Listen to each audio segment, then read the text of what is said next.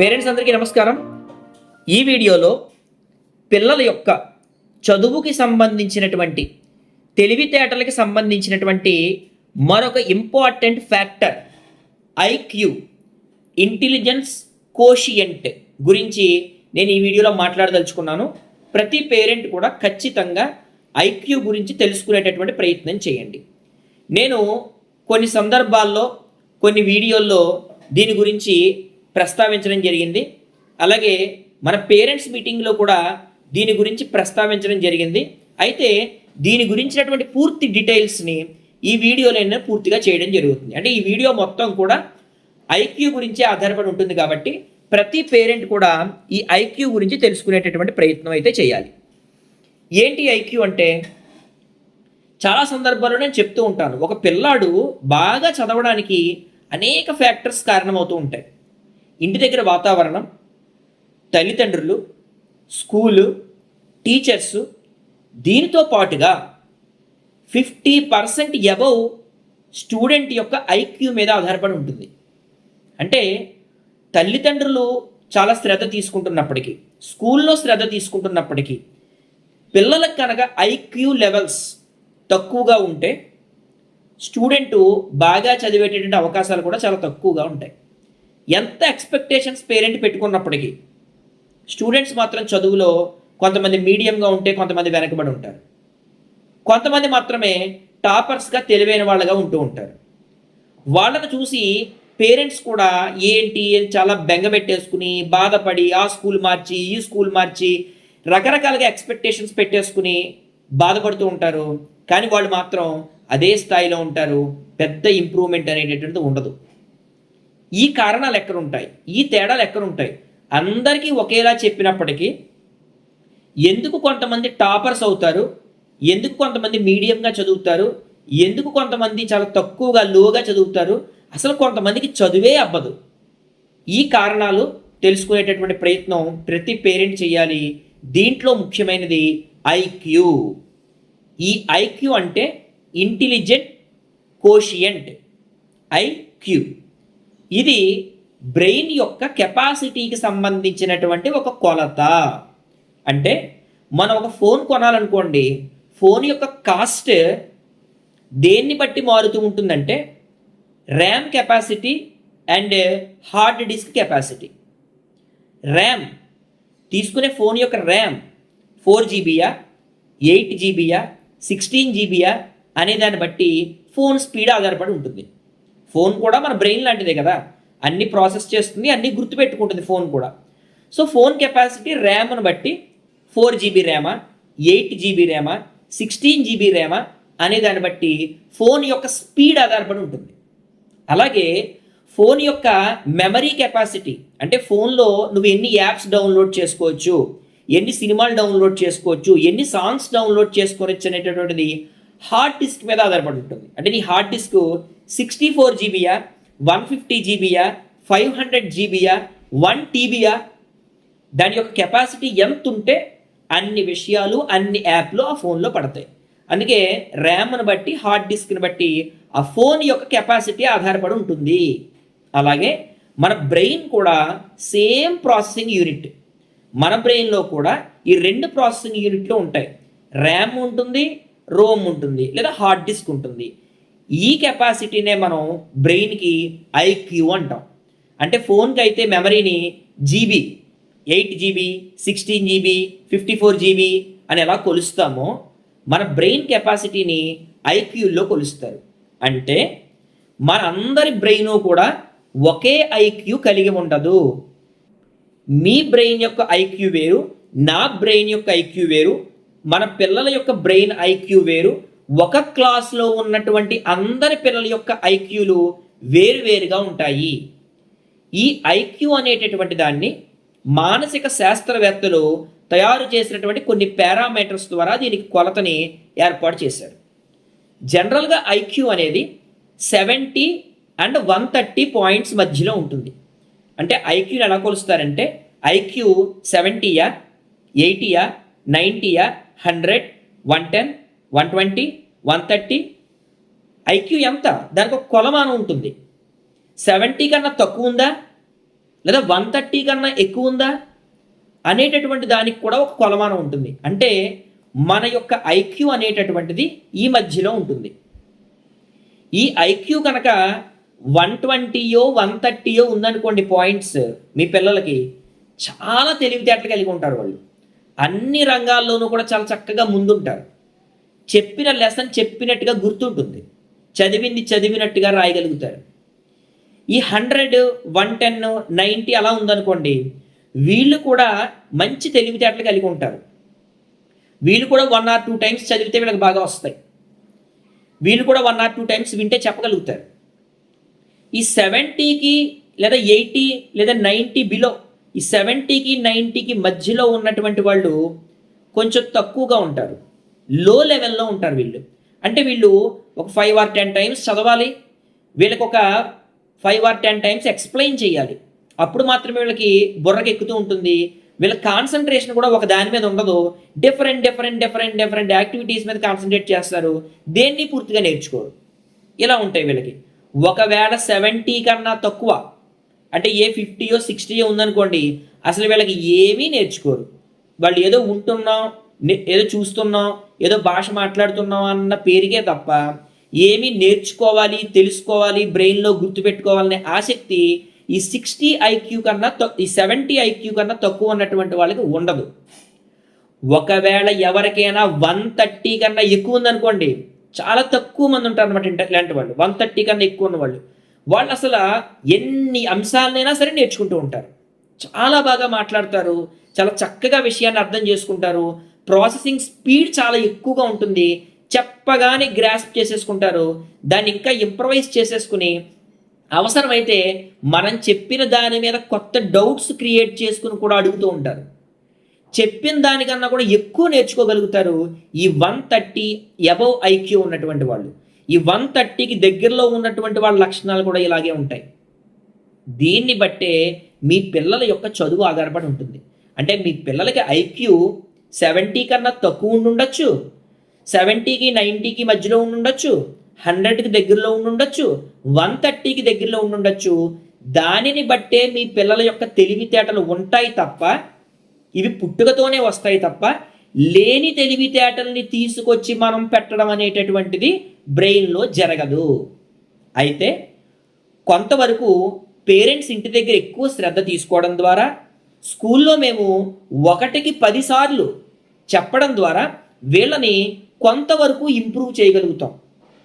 ఈ ఉన్న ఐక్యూనే బాగా వాడుకునేలా చేయగలుగుతాం.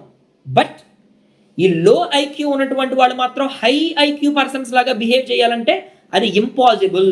ఇది నేను చెప్తున్న మాట కాదు, సైంటిస్టులు, ఎవరైతే సైక్రియాటిస్టులు ఉంటారో, మానసిక శాస్త్రవేత్తలు ఉంటారో, వాళ్ళు క్లియర్గా చెప్తున్నటువంటి మాట. ఈ కొలమానం కూడా వాళ్ళు తయారు చేసిందే. 70కి 130కి మధ్యలో ఉంటాయి మన బ్రెయిన్స్ అన్నీ అనేటటువంటిది కూడా వాళ్ళు తయారు చేసినటువంటి పారామీటర్. అది ముందు పేరెంట్స్ గుర్తించాలి. మా పిల్లాడు చదవట్లేదు అనుకోవడం కంటే కూడా ఫస్ట్ ఆఫ్ ఆల్ మన పిల్లల యొక్క ఐక్యూ లెవెల్స్ ఏంటి అనేటటువంటిది గుర్తించాలి. జనరల్గా చాలామంది పేరెంట్స్ ఇది గుర్తిస్తారు. ఎలా అంటే, 2 పిల్లలు ఉన్నారనుకోండి, అందులో ఒకళ్ళు చాలా బాగా చదువుతూ ఒకళ్ళు చదువులో వెనకబడితే పేరెంట్స్కి ఈజీగా గుర్తిస్తారు.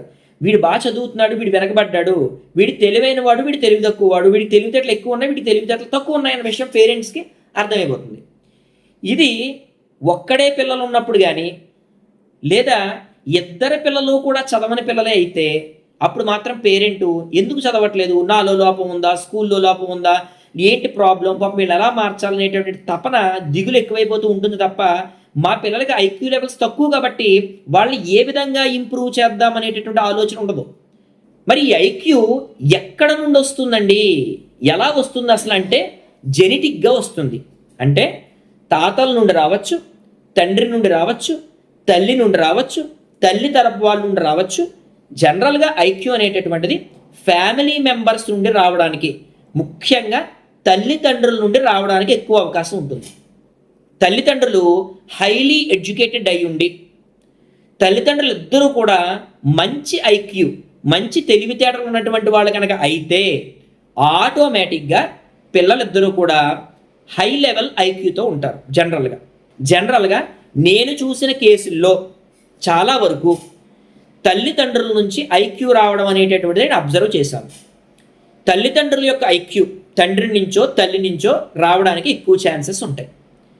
తల్లిదండ్రులు ఇద్దరు కనుక హైలీ ఎడ్యుకేటెడ్ అయ్యి ఉండి ఇద్దరు కూడా మంచి ఐక్యూ ఉన్నటువంటి పర్సన్స్ అయితే ఖచ్చితంగా పుట్టే పిల్లల్లో 90% మంది హైలీ ఐక్యూతోనే పడతారు, మంచి ఐక్యూతో పుడతారు, అందులో ఏమీ సందేహం లేదు. ఒక 10% అటు ఇటు అవ్వచ్చు. తల్లిదండ్రులు ఇద్దరికీ కనుక ఐక్యూ తక్కువ ఉంటే పుట్టే పిల్లలకు కూడా ఐక్యూ తక్కువ వచ్చేటువంటి అవకాశం ఉంటుంది. ఇది కూడా నేను చెప్తున్నటువంటి మాట కాదు, సైక్రియాటిస్టులు చెప్తున్నటువంటి మాట. అంటే ఐక్యూ కూడా జెనెటిక్గానే వస్తుంది. మన పోలికలు మనకి ఎలా అయితే తల్లిదండ్రుల నుంచి లేదా తాత అమ్మమ్మల నుంచి ఎలా వస్తాయో బ్రెయిన్కి సంబంధించినటువంటి ఐక్యూ లెవెల్స్ కూడా మనకి పేరెంట్స్ నుంచి వచ్చేటువంటి అవకాశం ఉంటుంది. దాంతోపాటుగా ఏదైనా జెనెటిక్ మ్యూటేషన్ కనుక ఏదైనా జరిగితే తల్లిదండ్రుల కంటే ఐక్యూ ఎక్కువ ఉన్న పిల్లలు పుట్టడానికి కూడా చాలా ఛాన్సెస్ ఉంటాయి. ఇద్దరు ఐక్యూ లేకపోయినా కూడా ఒక్కొక్కసారి మంచి ఐక్యూ ఉన్న పిల్లలు పుట్టే అవకాశం ఉంటుంది. ఇద్దరికి ఐక్యూ ఎక్కువ ఉన్నా కూడా ఒక్కొక్కసారి ఐక్యూ తక్కువ ఉన్నటువంటి పిల్లలు పుట్టే అవకాశం ఉంటుంది. బట్ ఇట్స్ వెరీ రేర్, చాలా రేర్గా ఉంటుంది. సో ఇది జెనెటిక్గా వస్తుంది ఐక్యూ అనేటటువంటిది. ఈ ఫ్యాక్టర్ను కూడా గుర్తుపెట్టుకోవాలి. అంటే మనకు వచ్చే తెలివితేటలకి మన యొక్క పూర్వీకులకి, మన తల్లిదండ్రులకి, తాత ముత్తాతలకి మనకు వచ్చే తెలివితేటలకి కూడా సంబంధం ఉంది. మన తల్లిదండ్రులు చదువుకున్నటువంటి చదువుకి నెక్స్ట్ వాళ్ళ పిల్లలకు వచ్చేటటువంటి చదువుకి కూడా సంబంధం ఉంది. ఈ విషయాలు కూడా ఐక్యూని ప్రభావితం చేస్తాయి. సరే, మరి ఐక్యూ లెవెల్స్ ఎలా తెలుసుకుంటామండి? మా పిల్లలకి తెలివితేటలు ఉన్నాయా లేవని చాలా ఈజీగా దీన్ని మనం తెలుసుకోవచ్చు. చిన్నప్పటి నుంచి కూడా మీకు తెలిసిపోతూ ఉంటాయి ఐక్యూ ఉన్నటువంటి వాళ్ళ లక్షణాలు, పిల్లల లక్షణాలు. భాష చాలా బాగా నేర్చుకుంటారు, ముందు చాలా బాగా మాట్లాడతారు వీళ్ళు. అండ్ ఏదైనా ఒక కథ చెప్పామనుకోండి వెంటనే చెప్పేస్తారు. ఒక పద్యం నేర్పించామనుకోండి ఒక హాఫ్ అన్ అవర్ 1 అవర్లో నేర్చేసుకుంటారు. ఒక టేబుల్, ఒక ఎక్కం నేర్పించామనుకోండి ఆ ఎక్కం ఒక 15 మినిట్స్, హాఫ్ అన్ అవర్లో నేర్చేసుకుంటారు. ఐక్యూ లెవెల్స్ బాగా ఎక్కువ ఉంటాయి. ఐక్యూ లెవెల్స్ మీడియంగా ఉన్నవాళ్ళు ఒక పద్యం నేర్చుకోవడానికి 1 or 2 డేస్ పడుతూ ఉంటుంది. ఒక టేబుల్ నేర్చుకోవడానికి 1 or 2 డేస్ పడుతూ ఉంటుంది. ఐక్యూ లెవెల్స్ ఎక్కువ ఉన్నవాళ్ళు ఒక క్వశ్చన్ 5 or 10 మినిట్స్ చదివి అప్పచెప్పేస్తారు. మీ పిల్లలు చిన్నప్పటి నుంచి కూడా మీరు అబ్జర్వ్ చేయండి, తెలిసిపోతుంది మీకు. ఐక్యూ తక్కువ ఉన్నటువంటి వాళ్ళు, బాగా తక్కువ ఉందనుకోండి, రోజంతా చదివినది అప్పచెప్పరు, పుస్తకం పట్టు కూర్చుంటారు అంతే తప్ప క్వశ్చన్ మాత్రం అప్పచెప్పరు. పద్యం మీరు ఒక 20 సార్లు 30 సార్లు చెప్పండి, ఒక్క లైన్ కూడా వాళ్ళు నేర్చుకోరు బాగా తక్కువ ఉంటే. ఒక టేబుల్ కష్టపడి నేర్పించి అప్పచెప్పించుకోండి, మళ్ళీ నెక్స్ట్ డే ఆ 2 టేబుల్ చెప్పరా 3 టేబుల్ చెప్పరా అనండి, వాడు అప్పచెప్పడు. అంటే బ్రెయిన్లో ఐక్యూ లెవెల్స్ తక్కువగా ఉన్నప్పుడు అది గుర్తుపెట్టుకోలేదు. అది బ్రెయిన్ యొక్క ప్రాసెసింగ్ స్పీడ్ని బట్టి ఆధారపడి ఉంటుంది. కాబట్టి మీ పిల్లలకి ఐక్యూ ఉందో లేదో మీరు అబ్జర్వ్ చేసుకోండి.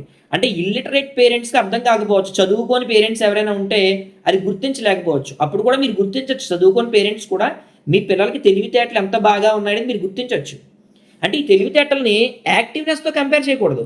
తెలివితేట ఐక్యూ లెవెల్స్ తక్కువ ఉన్నంత మాత్రం పిల్లలు యాక్టివ్గా ఉండరని కాదు.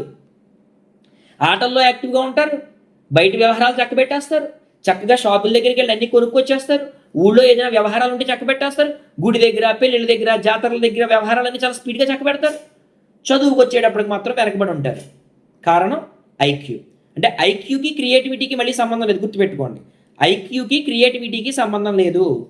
ఐక్యూ అనేది processing speed and intelligence capacity ఏదైతే ఉందో దాన్ని మాత్రమే ఈ ఇంటెలిజెన్స్ కోషియంట్ అనేటటువంటిది కొలుస్తుంది.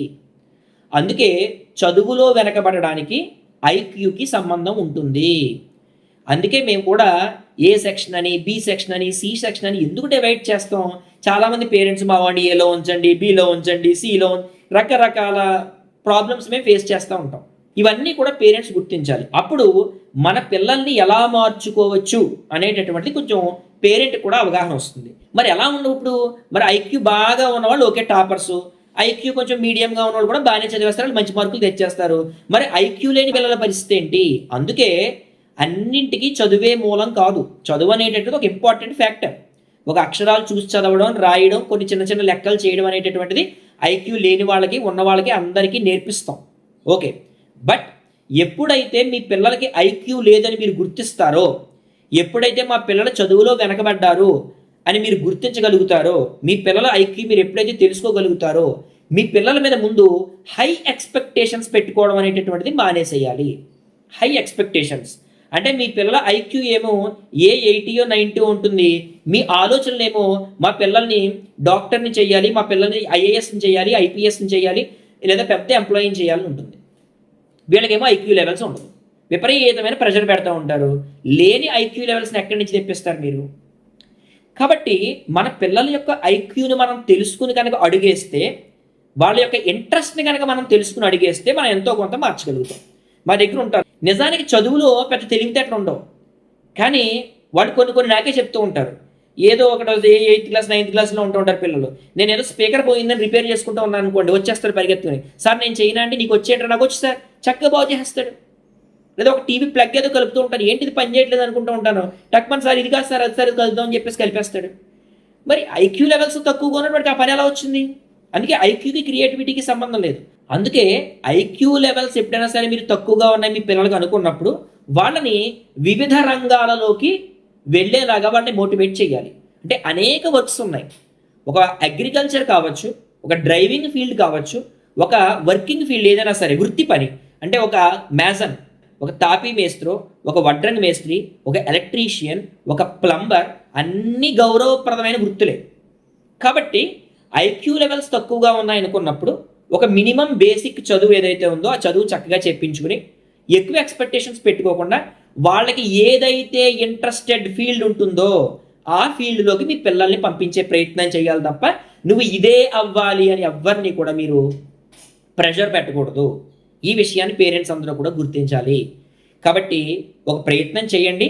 చాలామంది పేరెంట్స్కి ఇప్పటికే మీ పిల్లల ఐక్యూ మీకు తెలుస్తుంది, నేను తెలియదని అంటలేదు.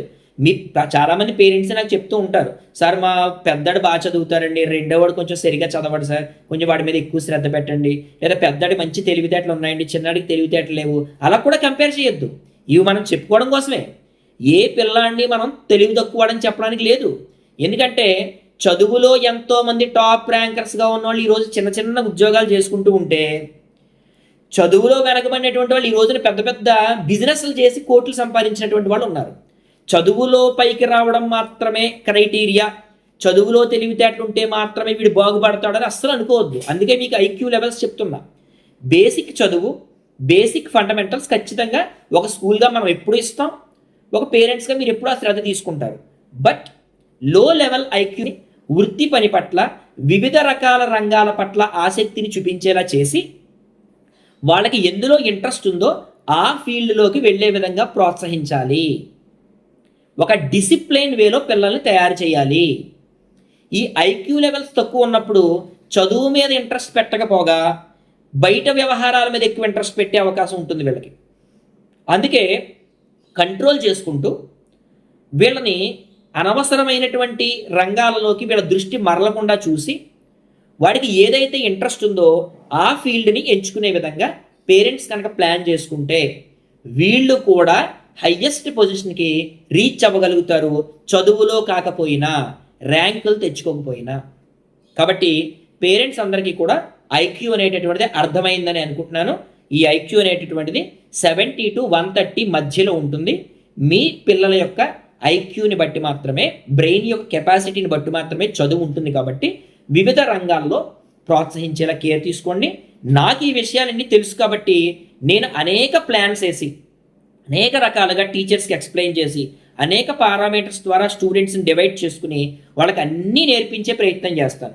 ఇక్కడ ఐక్యూ లేనటువంటి వాళ్ళను కూడా ఏదో ఒక విధంగా, ఏదో ఒక రంగంలో బాగు చేయడం కోసం నా ప్రయత్నం ఎప్పుడు కొనసాగుతూ ఉంటుంది. నాకు ఇన్ని విషయాలు తెలిసినప్పుడు స్టూడెంట్స్ని ఏ విధంగా మోటివేట్ చేయాలో కూడా నాకు తెలుసు. కాబట్టి నేను ఒక స్కూల్ ప్రిన్సిపల్గా ఐక్యూ లేని పిల్లలను కూడా ఏదో ఒక విధంగా బాగు చేయడం కోసం, ఏదో ఒక రంగంలో మోటివేట్ చేయడం కోసం, ఏ రకంగా ఐక్యూ లేని పిల్లలకి చెప్తే చదువు ఎంతో కొంత నాలెడ్జ్ అనేటటువంటిది బుర్రకి ఎక్కుతుంది, ఈ ఐక్యూ లేని పిల్లలకి ఏ రకంగా అక్షరాలు నేర్పించాలి, చిన్న చిన్న పదాలు చదవడం, చిన్న చిన్న సెంటెన్స్ ఫ్రేమ్ చేయడం నేర్పించాలనేటటువంటి అనేక విషయాల మీద నేను ఎప్పుడూ కేర్ తీసుకుంటూ ఉంటాను. బట్ పేరెంట్స్ కూడా ఈ విషయాన్ని అర్థం చేసుకుంటే కనుక అందరి పిల్లలు టాపర్స్ అవ్వాలని కోరుకోకుండా ఉంటారు. ప్రతి పిల్లాడి మీద హయ్యర్ ఎక్స్పెక్టేషన్స్, ఓవర్ ఎక్స్పెక్టేషన్స్ పెట్టుకోకుండా ఉంటారు. కాబట్టి ఈ విషయాలని పేరెంట్స్ అర్థం చేసుకోండి. ఇది ఐక్యూకి సంబంధించిన విషయం. నెక్స్ట్ వీడియోలో నేను పిల్లల్ని పై స్థాయికి తీసుకెళ్లేటప్పుడు ఎప్పుడు కూడా మనం ఉన్న స్థాయి కంటే కూడా పై స్థాయికి పిల్లల్ని తీసుకెళ్లాలని కోరుకుంటాం మనం. బట్ మనం ఏ స్థాయి వరకు పిల్లల్ని తీసుకెళ్ళగలుగుతాము, అసలు జనరేషన్ డెవలప్మెంట్ అంటే ఏంటి అనేటటువంటి ఒక ఇంపార్టెంట్ టాపిక్ని నేను నెక్స్ట్ వీడియోలో మీకు నెక్స్ట్ వీక్ తెలియజేసే ప్రయత్నం చేస్తాను. Thank you.